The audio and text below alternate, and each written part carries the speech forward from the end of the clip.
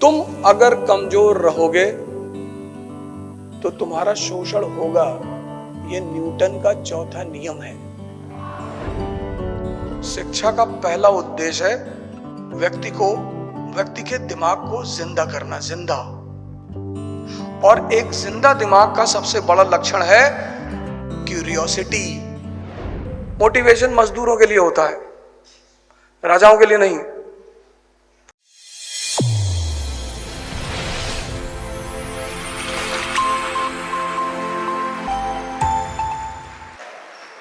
जय हिंद, इलाहाबाद।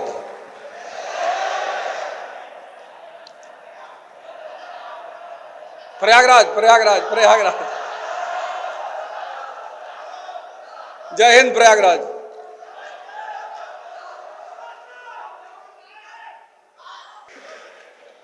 तो आज की सेमिनार की शुरुआत प्रयागराज से ही शुरू करूंगे। सबसे पहला निवेदन आप सभी लोगों से यही है कि शांति को बनाएं।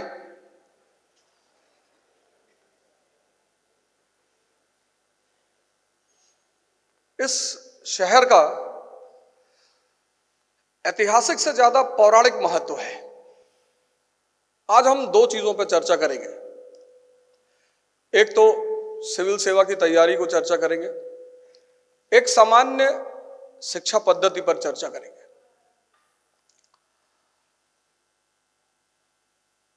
हम जब से यहां पर आए, इलाहाबाद तो उत्साह के लिए जाना ही जाता है, और मैं बार बार इलाहाबाद इसलिए कह रहा हूं, उसके पीछे एक वजह है, मैं आपको बताऊंगा वो वजह क्या है। प्रयागराज तो ऑफिशियल डिक्लेरेशन है, लेकिन जितने लोग यहां बैठे हैं उनमें से शायद ही किसी को इस बात का पता हो, शायद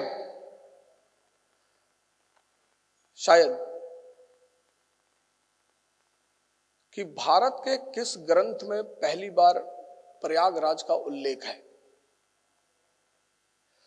कोई कोशिश करेगा?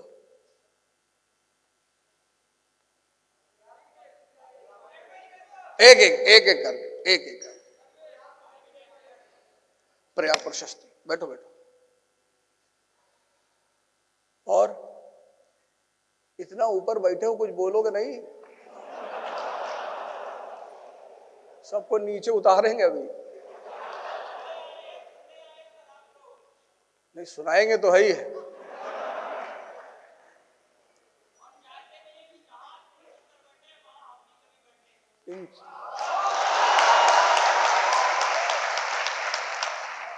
लेकिन जहां पुलकित सर बैठे हैं वहां की शुरुआत कैसे हुई, मैंने कहा ना हम इसी चीज पर चर्चा करेंगे कि शिक्षा का जो मुख्य उद्देश्य है वो पढ़ना नहीं है। आज ये जहां बैठे हुए हैं उसके पीछे सिर्फ पढ़ाई की भूमिका नहीं है। सबसे ज्यादा मेहनत करने वाले छात्र आज भी भारत में अगर कहीं हैं तो प्रयागराज में है।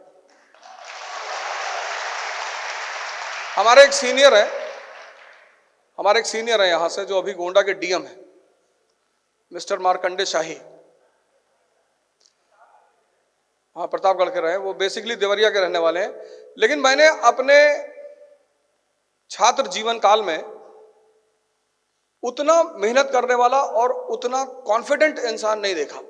बहुत सामान्य घर से आते हैं, और एमपी का जब वो इंटरव्यू देने गए, एक बहुत छोटी सी घटना आपको सुना रहा हूं उन्हीं से संबंधित, कि जब वो एमपी का इंटरव्यू देने गए मध्य प्रदेश का, तो मध्य प्रदेश का जो कमीशन है वो इलाहाबाद के लोगों से थोड़ा सा अलर्ट रहता है, जानता है कि पढ़ने वाले लोग हैं।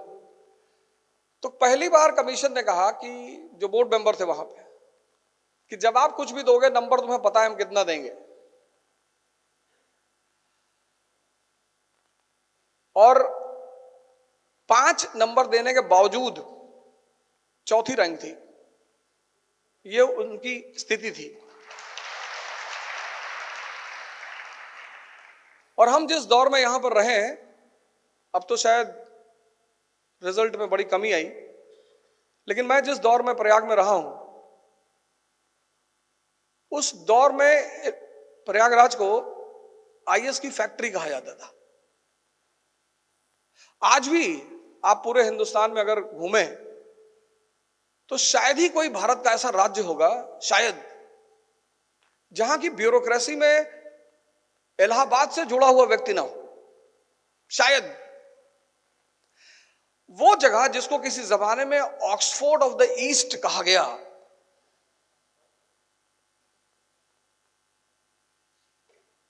वो जगह जिसको किसी जमाने में ऑक्सफोर्ड ऑफ द ईस्ट, वो जगह जो किसी जमाने में आईएस की factory, Tarachand, AN Jha, GN Jha, मतलब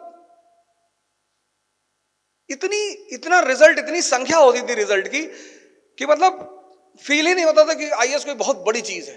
और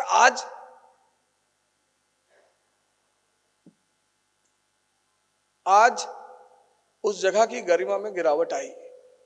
तो अगर गिरावट आई तो उसका कोई मुख्य वजह जरूर होगी।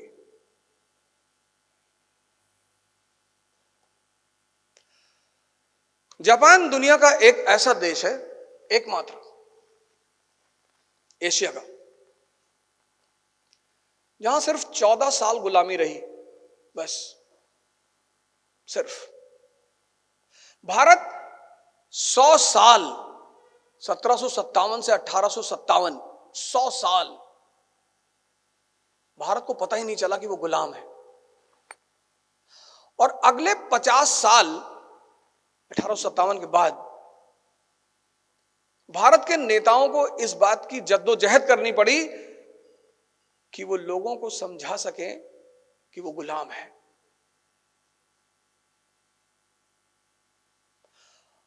छोड़ो इतिहास, अभी देखो 1920 से 2020 मिडिल ईस्ट गुलाम है। पता ही नहीं क्यों, पता ही नहीं क्यों। यहूदी हमारे दुश्मन है, इजराइल हमारा दुश्मन है। तुम कमजोर रहोगे तो तुम्हारा शोषण होगा, यह नियम है। तुम अगर कमजोर रहोगे तो तुम्हारा शोषण होगा, यह न्यूटन का चौथा नियम है।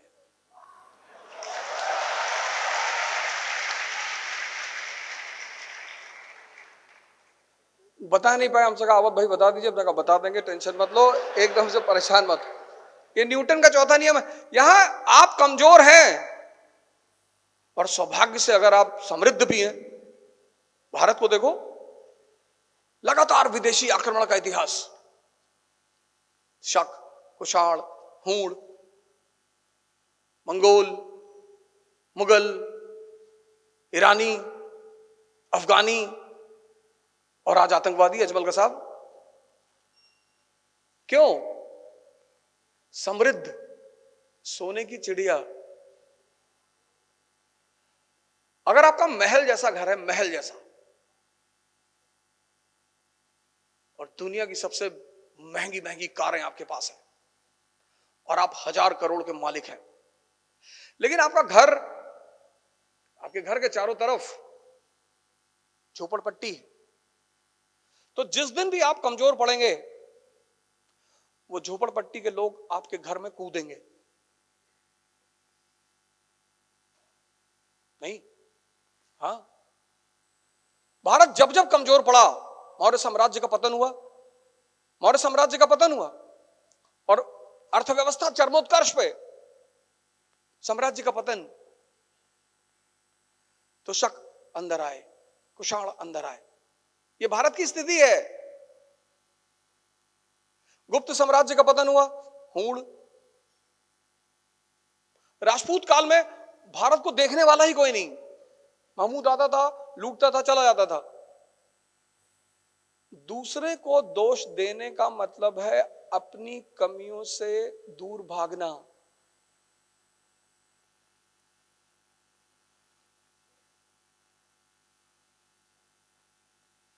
महमूद ने हमको लूटा, क्यों? क्योंकि हम कमजोर थे। इस पर ज्यादा जोर दिया जाना चाहिए था।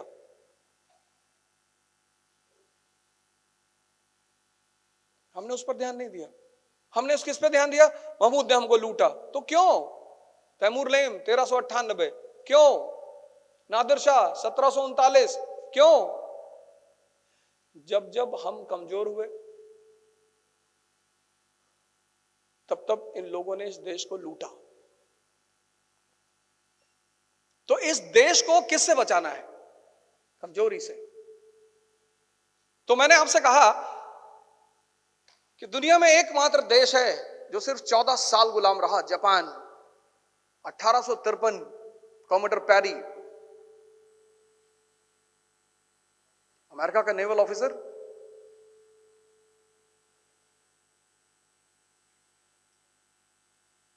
जापान की सरकार को बाध्य किया उसने एक्स्ट्रा टेरिटोरियल राइट पर सिग्नेचर करने के लिए। इतिहास एक ऐसी कहानी है जिसका उद्देश्य है शिक्षा देना। यह देश इसलिए महान है कि इसने अपनी सारे दर्शन को कहानियों में बदल दिया। बाद में क्या हुआ? लोगों ने कहानियां पकड़ ली, दर्शन भूल गए। जापान, बहुत पहले एक गाड़ी आती थी, आज भी उस नाम की गाड़ी आती है, जेन स्टीलो।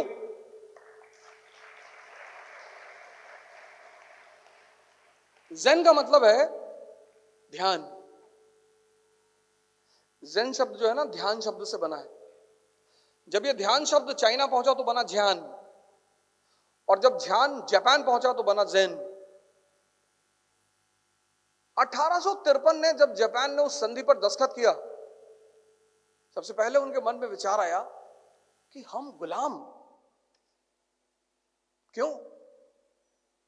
तो उनका एक समुराई था, यामागाता। समुराई बड़ा प्रसिद्ध कल्चर है जापान का। तो उनका एक समुराई था यामागाता। तो उसके नेतृत्व में उन्होंने एक डेलीगेशन भेजा पश्चिम।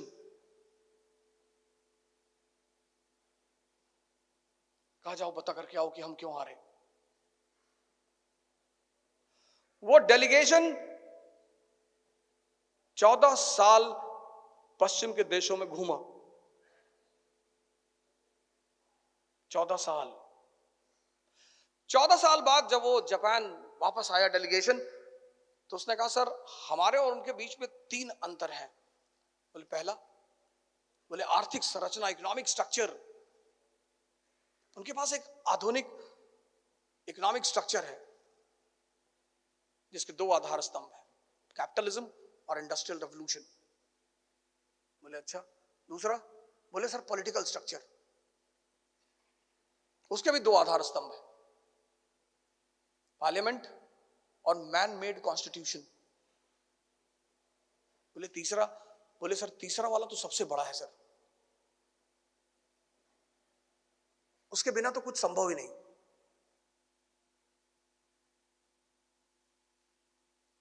बोले कौन सा? बोले शिक्षा सर। और शिक्षा के 2 आधार स्तंभ है, ह्यूमनिज्म और रैशनलिज्म।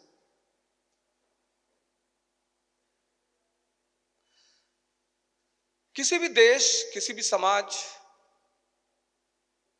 किसी भी व्यक्ति को अगर महान बनाना है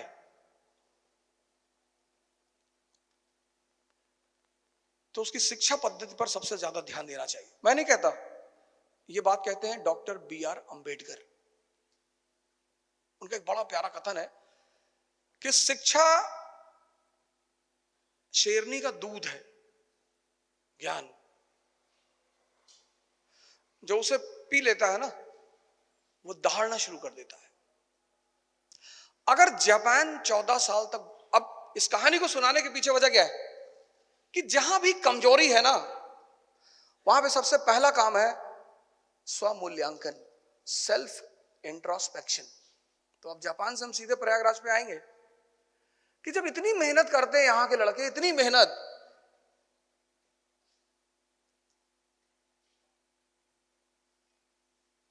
कितना मेहनत करने का फल मिलता है, तो रिक्शे वाले को क्यों नहीं मिल रहा है?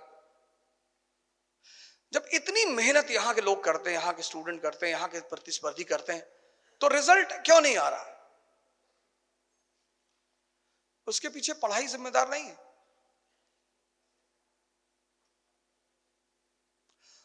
उसके लिए जिम्मेदार एक बहुत जरूरी चीज है। 1 मिनट का ब्रेक लेंगे, फिर बताएंगे। हमारे साथ हैं हमारे सीएमडी साहब मिस्टर बी सिंह। तो मैं चाहूंगा कि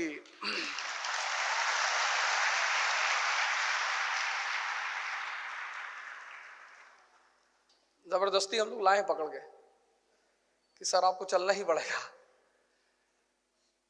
और ये सफलता का कोई मंत्र पढ़ने की जरूरत नहीं है। अभी आप इनसे 5 मिनट इनके बारे में सुनिएगा और आपको पता चलेगा कि सफलता के मुख्य सूत्र क्या है। अब जापान और प्रयागराज, मैंने कहा स्वमूल्यांकन। कितने लोग पिछले 2 साल से प्रयागराज में रह रहे हैं? अच्छा, नहीं, जो 70 साल से, कुछ तो पाषाण काल से रह रहे हैं, हम उनकी बात नहीं कर रहे। जितने लोग पिछले 2 साल से रह रहे हैं उसमें से कोई एक आदमी खड़ा हो जाए जिसको लगता है कि मुझे कुछ बहुत आता है। क्या नाम है? ऋषभ शर्मा लकी। घर का नाम? 3 नाम है। ऋषभ जो है वो स्कूल वाला है, लकी जो है मम्मी वाला है। अरे तब ठीक, स्कूल वाला नाम ही पूछे। देखो सुनो उसको। ऋषभ कितने साल से रह रहे हो यहाँ? यहाँ सर 2 साल हुए। कभी आजाद पार्क आए हो? एक बार। इसका पहले नाम क्या था? सर आराम से, शांति, सुनो पहले, सुनो तुम्हारी असफलता का कारण सुनो। कब आए हो? 1 साल पहले एक बार आए। हाँ। इसका पहले नाम क्या था? शायद सर अल्फ्रेड पार्क। क्यों? सर जानकारी नहीं। ये पहली वजह है। अगर पेन कॉपी लाए हो तो लिख लेना, जागरूकता का अभाव। शिक्षा का काम पता है क्या? शिक्षा का, ऋषभ बैठो। Thank you. शिक्षा का काम है दिमाग को जिंदा करना। और कौन खड़ा हुआ था इधर? इनको माइक पकड़ाओ भाई।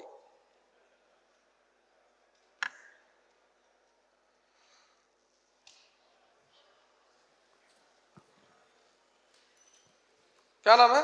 साकेत मिश्रा। शातिर? साकेत मिश्रा, साकेत। अच्छा साकेत, अच्छा। जी सर। कहाँ के रहने वाले हो? सर इलाहाबाद के ही हैं। प्रयागराज बोलो, प्रयागराज। जी सर।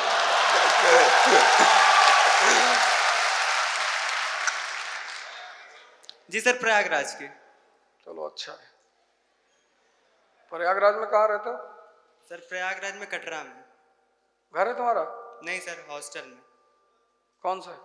APS hostel. कभी भारद्वाज आश्रम गए हो? जी सर, भरद्वाज आश्रम में है। अकेले? हाँ सर, अकेले गए। चलो भारद्वाज आश्रम का वाल्मीकि इतिहास के हिसाब से महत्व बताओ। वाल्मीकि रामायण के हिसाब से, आराम से। जी सर, अगर वाल्मीकि रामायण के अकॉर्डिंग देखेंगे हम लोग तो जब भगवान रामचंद्र चले थे वनवास को 14 वर्ष के लिए, तो यहाँ पर क्या नाम था, हाँ, महर्षि भरद्वाज, उनके आश्रम में श्री रामचंद्र और लक्ष्मण जी, सीता मैया साथ में आए थे। फिर उन्होंने यहीं से उनको किधर, मतलब डायरेक्शन किधर जाना है, महर्षि भरद्वाज जी ने उनको वो डायरेक्शन दी थी कि आप चित्रकूट में पंचकुटी में जाइए। मैं ऋषि भरद्वाज के बारे में पूछ रहा हूं। भरद्वाज जी के बारे में बताओ। सर भरद्वाज ऋषि, सर उनके विषय में एक दोहा है तुलसीदास जी की रामायण में कि भरद्वाज मुनि बसहि प्रयाग। तुलसीदास जी का रामायण नहीं, तुलसीदास जी की रामचरितमानस है। जी सर। बताओ। हाँ सर, वाल्मीकि रामायण के अनुसार तो सर नहीं पता है। चलो कोई बात, बैठो। जी सर।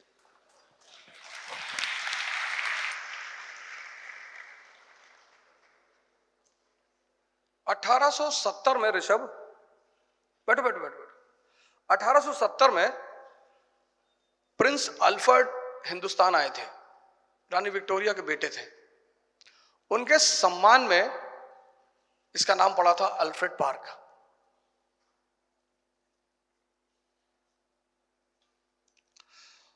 वाल्मीकि रामायण के अनुसार महर्षि भारद्वाज का जो आश्रम था वो एक विश्वविद्यालय था।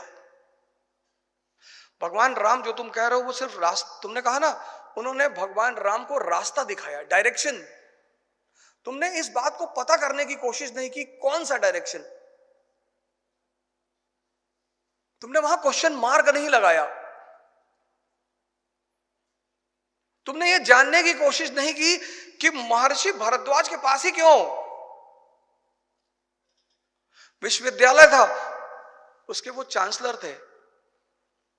वेद, पुराण, आयुर्वेद, धनुर्विद्या और विमान शास्त्र, इस 5 विभागों की शिक्षा दी जाती थी।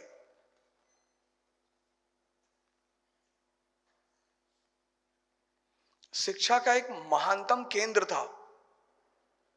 शिक्षा का पहला उद्देश्य है व्यक्ति के दिमाग को जिंदा करना, जिंदा। और एक जिंदा दिमाग का सबसे बड़ा लक्षण है क्यूरियोसिटी, जानने की लालसा। तुम आज जबरदस्ती क्यों पढ़ रहे हो? तुम में से बहुत सारे लोग हैं जो जबरदस्ती पढ़ रहे हैं क्योंकि क्यूरियोसिटी का अभाव है। इतना बड़ा शहर प्रयागराज, पौराणिक महत्व। कहते हैं कि जब सृष्टि की रचना हुई, प्रा मतलब बड़ा, याग मतलब यज्ञ, तो ब्रह्मा जी ने एक बहुत बड़ा यज्ञ किया यहां पे। ब्रह्मा जी खुद पुरोहित, भगवान विष्णु यजमान।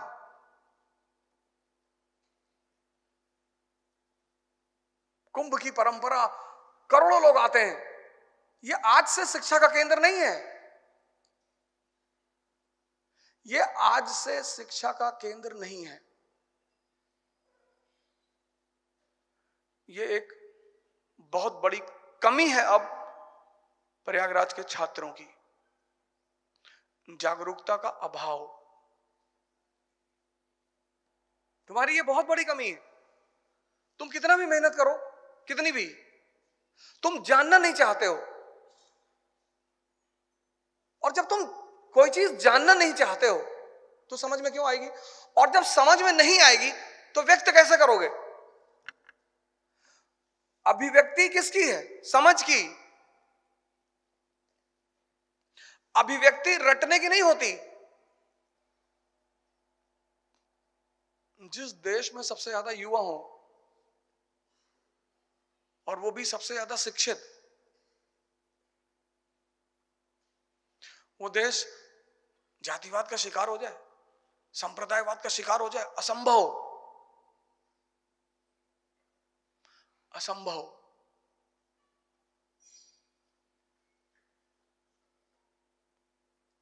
आप अपनी पढ़ाई की जो दिशा है बदलिए, उसे जानने की कोशिश करिए, भागिए मत। कुछ नहीं मिलेगा भागने से। पहला काम ये करिए।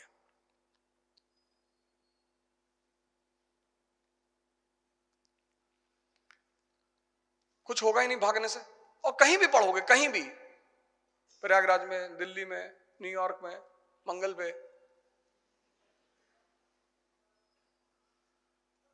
तुम्हारे अगर जानने की इच्छा नहीं है। मैंने कहा ना, जापान 14 साल, 1853 में गुलाम हुआ, 1867 में मेजी रेवोल्यूशन, क्रांति का डाली, इंटरनल।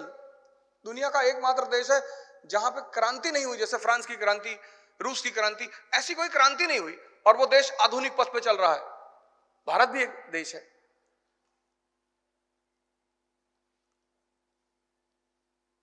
98% वहां का जो नोबल वर्ग था, 98, उसने अपनी पावर और प्रिविलेज को स्वतः समर्पित कर दिया, स्वतः। दुनिया के किसी इतिहास में ऐसा नहीं हुआ।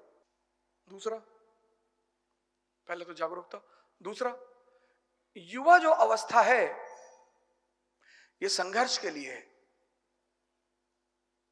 हमारे समाज में संघर्ष वर्ग को, शब्द को बड़ा बुरा माना जाता है। ऊर्जा की अवस्था है ना, ऊर्जा। युवा मतलब ऊर्जा। संघर्ष की अवस्था है, संघर्ष। अब संघर्ष तुम दो तरह से कर सकते हो। एक दुर्योधन की तरह रो रो कर, मामा चुप हो जा, बार बार मामा मामा करता रहता है। तुम अगर अंबेडकर जी की जीवनी पढ़ो, किसी आदमी को क्लास के बाहर बाहर बिठा दिया जाए, अभी आपको यहां कोई कुछ बोल दे तो 15 लड़का लेके बाहर खड़े हो जाओगे तुरंत कि निकलो। कि रूम नंबर 18 के पीयूसी में रहते हैं, अखंड सिंह रहते थे उसमें। अच्छा,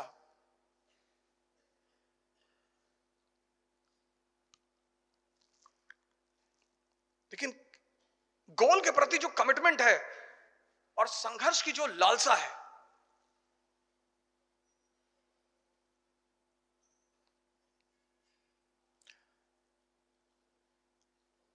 एक संघर्ष तुम कृष्ण की तरह कर सकते हो, मस्त, किसी भी कंडीशन में।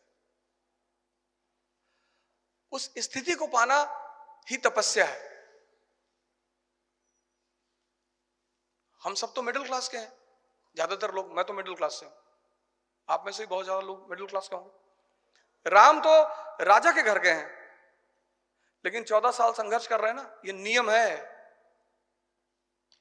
ये नियम है, नियम। इसीलिए कुंभ का आयोजन किया गया। और कुंभ का आयोजन किस ग्रह से जुड़ा हुआ है? कुंभ का जो आयोजन इलाहाबाद में होता है वो किस ग्रह से जुड़ा हुआ है? बृहस्पति। और बृहस्पति कितना वर्ष लगाता है सूर्य के चक्कर करने में? 12।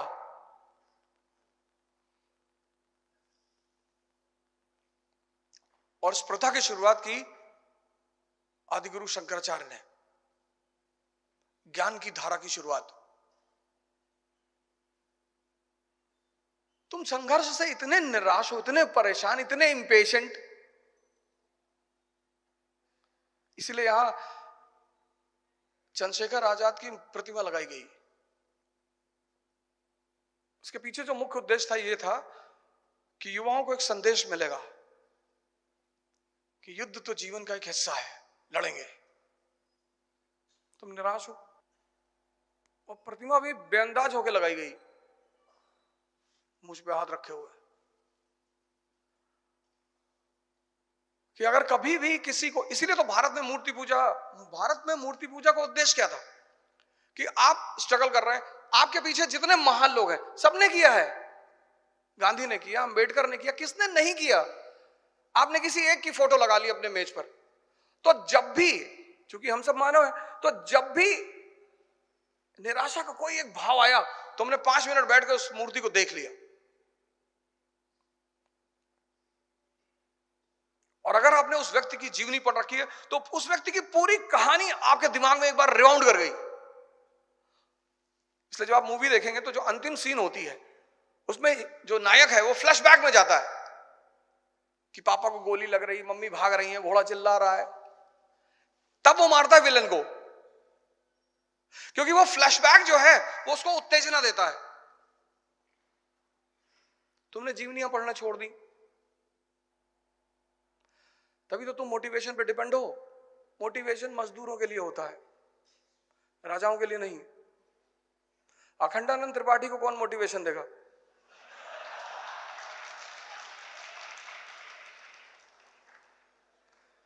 जब पूंजीवाद की शुरुआत हुई और मजदूरों ने फैक्ट्रियों में काम करना शुरू किया,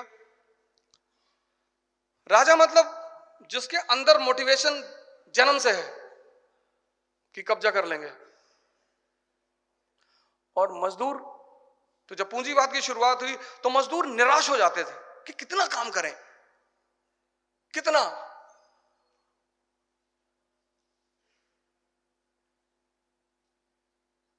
वहां से मोटिवेशन की धारा की शुरुआत हुई कि इनको महीने में एक बार बुलाओ। मोदी जी आज इस देश के प्रधानमंत्री हैं। प्रधानमंत्री के रूप में उनका भविष्य में मूल्यांकन कैसा होगा यह तो इतिहास डिसाइड करेगा, लेकिन एक चीज, इतने सामान्य घर से आकर, इतने सामान्य बाहुबलियों के देश में जहां हर गली में एक बाहुबली है, शहर तो छोड़ दो, ये वो देश है जहां हर गली में एक बाहुबली है, और उस देश में वो व्यक्ति भारत का प्रधानमंत्री बनता है बहुमत के साथ, कोई अलायंस नहीं। ये उस व्यक्ति की उपलब्धि है, और एक बार नहीं दोबारा 24 की फिर तैयारी है। अब वो बने ना बने वो एक अलग बात है, लेकिन वो तो राजनीतिक मुद्दे हैं, लेकिन व्यक्तित्व, जैसे आज आप चुनौतियों का सामना कर रहे हैं, हम कर रहे हैं, ऐसे उन्होंने भी किया होगा। जैसे आज आपका पड़ोसी पूछता है तार प्री का रिजल्ट हुआ होगा, तो तुम्हारा सीना फट जाता है कि तुम काहे पूछ रहे हो। अच्छा नहीं होगा तो क्या करोगे? नहीं होगा तो तुम्हारी गर्दन काट डालेंगे और वहीं से अपने करियर की शुरुआत करेंगे।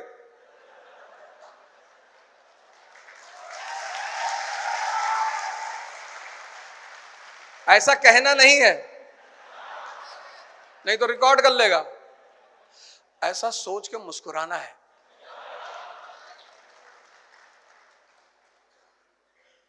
कि अरे हमारा सब लोग पूछते हैं रिजल्ट क्यों नहीं आ रहा, तो मुस्कुरा दिया करो देख के कि रिजल्ट तो आएगा।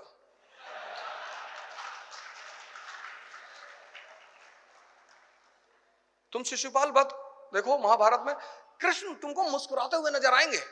शिशुपाल गाली दिए जा रहा, मुस्कुरा रहे हैं, जबकि आमतौर पे एक सामान्य आदमी क्या करेगा? कोई गाली देगा तो वो भी पलट कर देगा। मुस्कुरा रहे हैं, निकाले मैगजीन लगा है, लोड किए। तुम गुस्सा हो जाते हो, क्रोधित हो जाते हो जब कमजोर रहोगे। अभी रामचंद्र जी पागल है, जंगल में भटक रहे हैं, ताकत का राजा घर में पैदा हुए थे, लेकिन भगवान कैसे बने? संघर्ष की वजह से। तो दूसरा सबसे अहम हिस्सा है जीवन का संघर्ष। तो पहली चीज जागरूकता और दूसरी चीज संघर्ष, लेकिन संघर्ष करने के लिए ताकत चाहिए। अंतिम बात, तीसरा पॉइंट,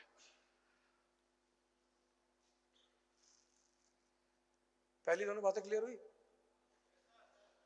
संघर्ष, इतिहास में एक बहुत बड़े सारे कैरेक्टर, उसमें कैरेक्टर है शेरशाह सूरी। बचपन में मां मर गई, पिता ने दूसरी शादी कर ली, पिता जागीरदार हैं, जमींदार हैं, शिक्षित आदमी है, जौनपुर से शिक्षा लिया है, राजा बनने का सपना है, घर से निकाल दिया। बिहार के गवर्नर के बच्चे को ट्यूशन पढ़ाता है, बिहार के गवर्नर की मृत्यु हो गई, उसकी वाइफ से शादी कर लिया, बिहार का गवर्नर हो गया। बिहार की गवर्नर की जो वाइफ थी उसकी बहन को छोड़ने मिर्जापुर आ रहा था, बीच में वो कांड हो गया शेर वाला, शेर ने कॉन्वॉय पे हमला किया, इसने मार दिया शेर को। अब मारा कि नहीं मारा ये नहीं क्लियर है, लेकिन शेर पे बैठा हुआ था ये। तो जिस लेडी को छोड़ने आ रहा था उसने पर्दा हटा के देखा तो ये शेर पे बैठा हुआ है। लेडी को बड़ा अच्छा लगा, शेर और मारते हो क्या यार। पतला कुछ दिन बाद उसकी भी आदमी की डेथ हो गई, इसने उससे भी शादी कर लिया। बिहार और मिर्जापुर का गवर्नर दोनों को बेस बनाया, 1538 में बंगाल पर कब्जा।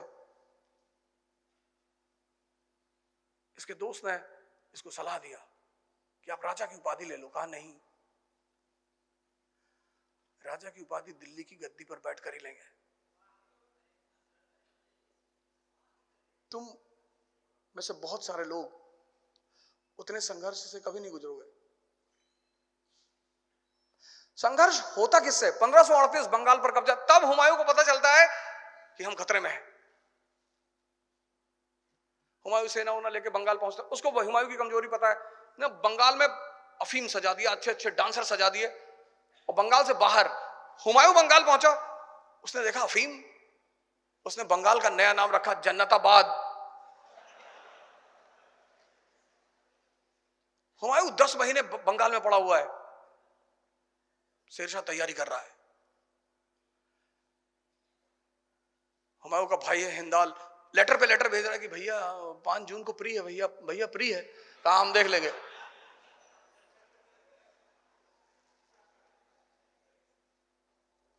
हिंदाल ने अपने आप को हिंदुस्तान का राजा घोषित कर दिया। वहां से निकलता है वो, चौसा में उसको शेरशाह से मुलाकात होती है। 1539 बैटल ऑफ चौसा। दोनों सेनाएं आमने सामने, 3 दिन। तीसरे दिन शेरशाह अपनी आर्मी लेता है, डोरा डंडी, बैटलफील्ड से बाहर। हुमायूं ने पूछा क्या हुआ? कहा ये बगल में कोई कबीले का सरदार है, उसने इनको गाली दिया, उसी को दंडित करने जा रहा है। हुमायूं के पास कितना अच्छा मौका था शेरशाह पे हमला करने का, मौका छोड़ दिया। जीवन में मौके कभी मत छोड़ो। शेरशाह ने रात्रि हमला किया, नाइट अटैक।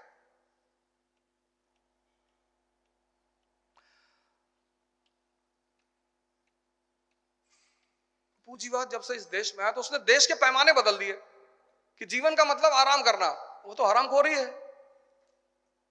कलाम साहब अंतिम तक क्लास लेते रहे। संघर्ष कैसे होगा? संघर्ष होगा एक शक्तिशाली मन से, दिलबाग गुटखा खाने से नहीं होगा।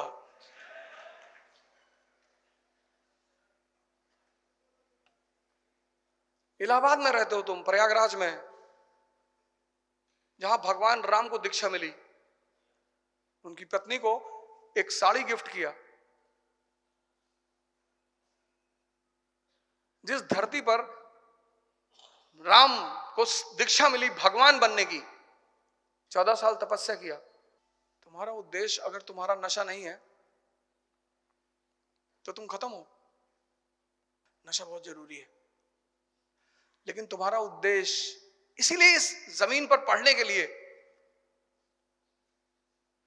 हमारा जब इलाहाबाद में एडमिशन हो गया था, सिर्फ इलाहाबाद में एडमिशन होने पे ही शादी तय हो गई थी। कह रहे भैया प्रयागराज में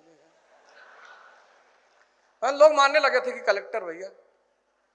इतनी जबरदस्त इस जमीन की गरिमा थी, है भी। 3 काम कर लो, जागरूक हो जाओ। जब भी तुम कोई चीज सीखते हो, शुरुआत में समय लगता है यार, क्यों परेशान हो? साइकिल सीखे तो एक दिन में थोड़ी सीख लिए, कार चलाना सीखे, जो शुरुआत का समय होता है, शुरुआत, उसमें समय लगता है।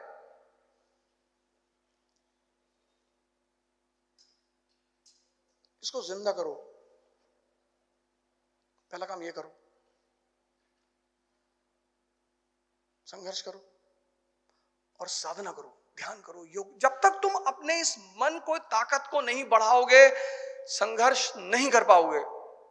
और संघर्ष ही सूत्र है राजा बनने का। भारत के एक बहुत प्रमुख राजनेता हैं, बेचारे पिछले 20 साल से संघर्ष कर रहे हैं प्रधानमंत्री बनने के लिए। मैं उनकी इस धैर्य और ताकत को सलाम करता हूं। क्या बात है, पता नहीं, शायद कपालभाति होती करते होंगे, लेकिन 3, बस ये 3 चीज हमसे आज ले लो। जागरूकता,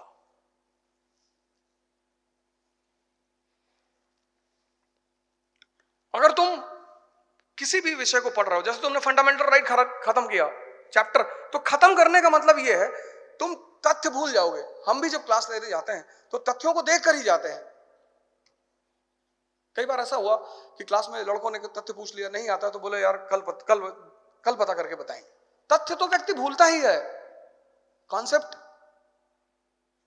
तुम साइकिल चलाना सीखे, 10 साल साइकिल नहीं चलाए, साइकिल चलाना भूल जाओगे?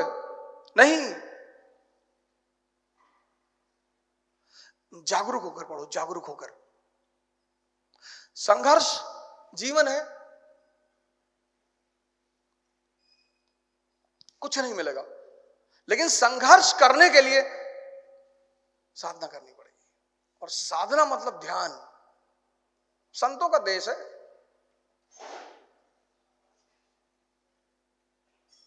कभी 150 रुपए का नोट देखे हो बाजार में? नहीं, क्योंकि 150 का असली नहीं आता। जिसका असली होता है उसी का नकली होता है। मैं आशा करता हूं कि आप सभी लोग, जितने लोग तैयारी से सीधे तौर पर जुड़े हुए हैं,